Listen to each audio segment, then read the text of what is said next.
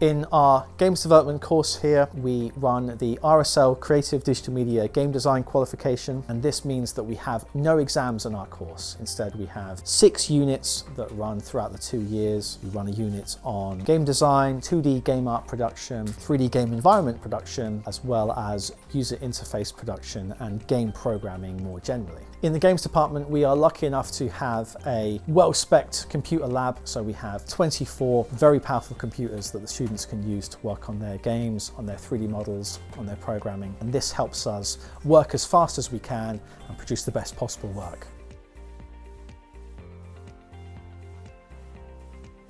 In the first year of study, students will work on projects solo, so this helps to build their independence and ensure that they really do develop the skills they need to develop. But in the second year, we shift our focus to group projects, so we ensure that the course mirrors the workplace the best we can. This means they have to negotiate ideas with their peers and try to schedule and plan around each other's timetables. And these are super important workplace skills that students have to develop.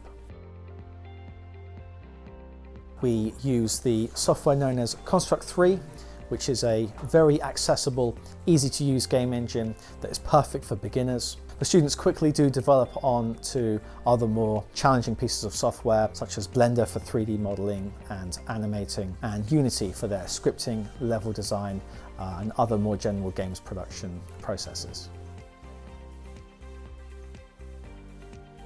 One of the main reasons to study games development at Varndean in particular is that you're studying games development alongside other subjects. So you're able to choose 2 or 3 other subjects as well as game development, giving you more control over your curriculum and more control over what skills you're going to develop and then move into in the future.